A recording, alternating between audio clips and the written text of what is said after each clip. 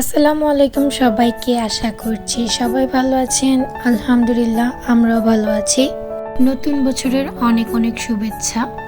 অনেকগুলো video clip জমা হয়ে গিয়েছে, তাই একটা ভিডিওতে সবগুলো শেয়ার করে দিব। এটা ছিল আমার হাজবেন্ডের বার্থডে। তখন আমি অসুস্থ ছিলাম, তাই বার্থডেটা খুব সিম্পলভাবে আমরা অ্যারেঞ্জ করেছি। এর কিছুদিন পরেই ছিল আমার বাবুর জন্মদিন, তাই ওর জন্মদিনটাও সিম্পলভাবে অ্যারেঞ্জ করা হয়েছে বিকজ অফ আমি অসুস্থ ছিলাম। এবারের বার্থডে কোনো প্ল্যানই ছিল না।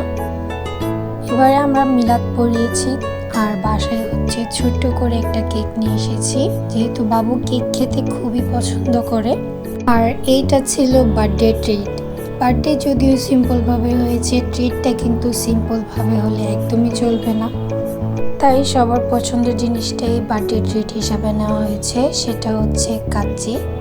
কাচ্চি আমার এমনিতে বেশ একটা ভালো লাগে না, যেহেতু বাসার সবাই পছন্দ করে সেহেতু আমারও খাওয়া লাগবে।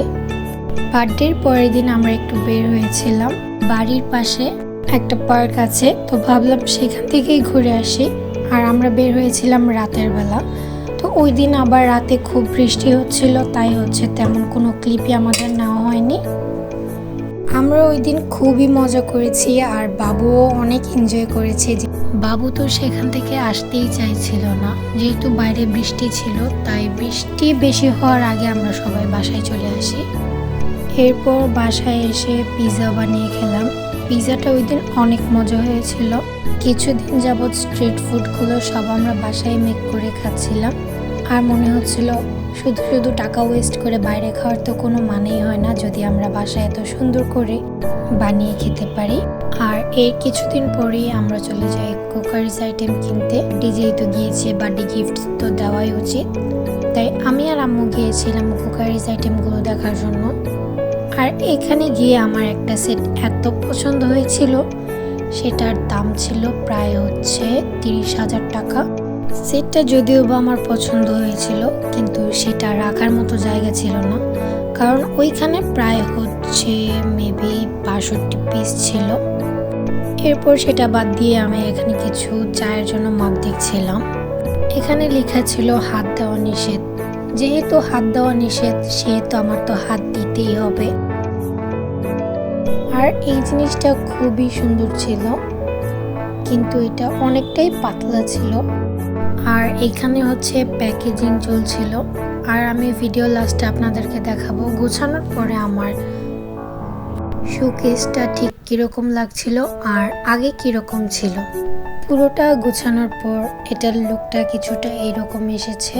এরপর বিয়ের সিজন সেহেতু একটা বিয়ের দাওয়াত পড়েছিল, তাই সেখানে গিয়েছিলাম। আফসোস ছিল গত বছর আমি একটাও বিয়ের দাওয়াত পাইনি, কিন্তু এই বছর একটা পেয়েছি, তাই দেরি না করে চলে গিয়েছি বিয়ে খাওয়ার জন্য। এর কিছুদিন পর বানিয়েছিলাম মোমো। সেটার রিলস অলরেডি আপনারা দেখে ফেলেছেন, তাই এটা একটু শেয়ার করে দিলাম ব্লগের মাঝে।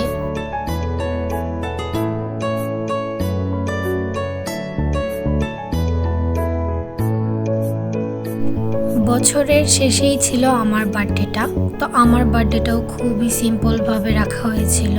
আমি রাতে ঘুমিয়েছিলাম, সে নিজের হাতে সব কিছু এই সারপ্রাইজ রেডি করেছে আমার জন্য। আমি তো দেখে অনেক হ্যাপি হয়ে গিয়েছিলাম।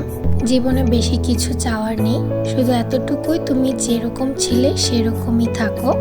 আর সব কিছুর জন্য থ্যাংক ইউ অ্যান্ড আলহামদুলিল্লাহ যতটুকু পেয়েছি। ভিডিওটি দেখার জন্য আপনাদের সবাইকে অনেক অনেক ধন্যবাদ। সবাই ভালো থাকবেন, সুস্থ থাকবেন। নতুন বছরের অনেক অনেক শুভেচ্ছা।